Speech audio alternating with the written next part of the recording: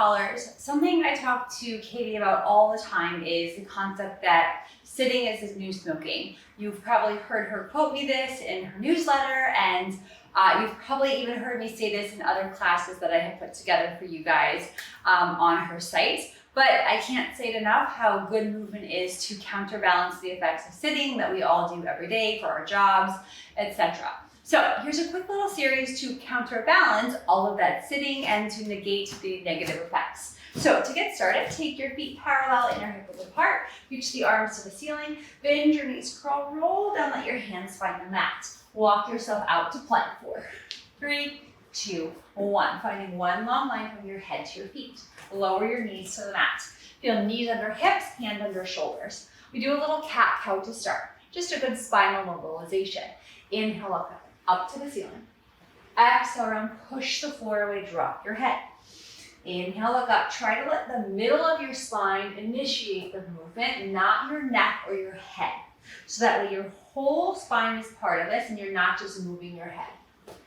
Exhale round. Let's go one more. Inhale, look up to the ceiling. Exhale round, push the floor away. Inhale, find a nice neutral position, one long line from head to tail. Let's go for a shoulder car. CAR stands for controlled articulated rotation, and it's great for working on mobility, but also stability of a joint. Reach the right arm forward. Lift it up to the ceiling. Let your gaze follow your hand. Take it behind you. Again, reach it forward. Let your gaze follow your hand. Take it behind you. One more. Reach the arm up, all the way behind you.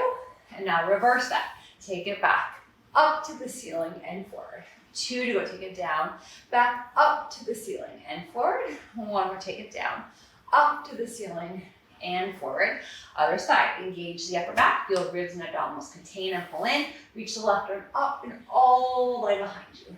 Reach the left arm forward, up all the way behind you.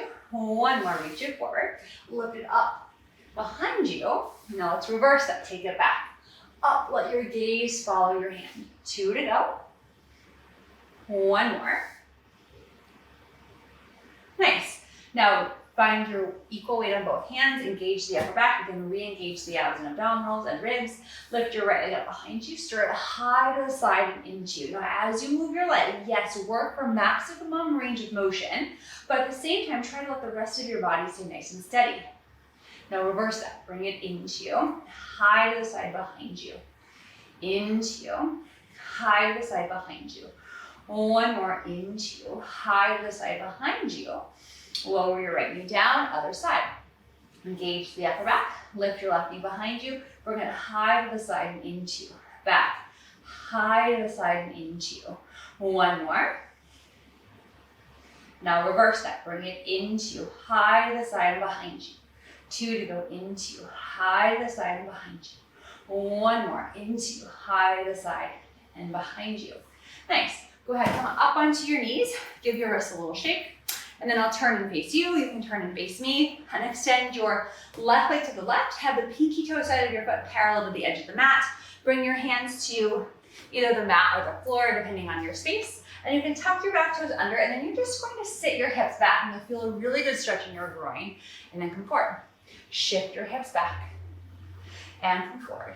1 more, shift your hips back. And come forward, other side.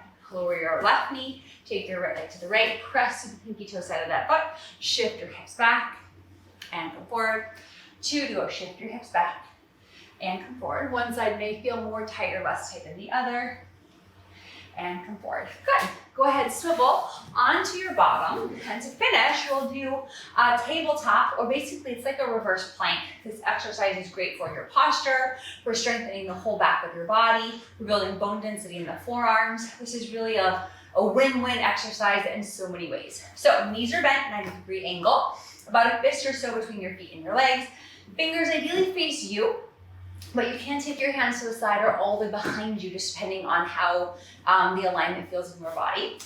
And then engage the upper back, open the chest, pull the abdominals in. Press firmly through the feet, curl the tailbone under, shift your hips forward and up, lift your hips up, up, up. And then sit your hips down.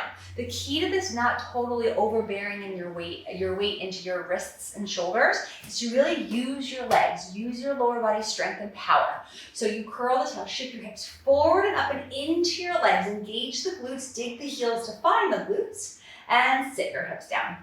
Let's do that 2 more times. Engage the upper back, shift your weight forward so that way you can lift out of the shoulders, pull the abs in, sit your hips down. 1 more time, curl the tailbone under, lift your hips up, up, up.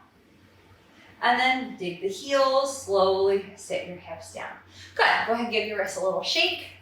And then if you can, without using your hands, cross at your ankles, roll up onto your knees and shins, reach the arms forward, step 1 foot forward and the other. Practicing to get up and down off the ground without your hands is also a good skill. It's another class, another little tip for another day, but great work to take a few minutes for your body, stretch it out, strengthen it out. You can find me on Instagram at Ashley Patten Pilates or my website, ashleypattenpilates.com. If you have any questions, comments, concerns, shoot me a DM or an email.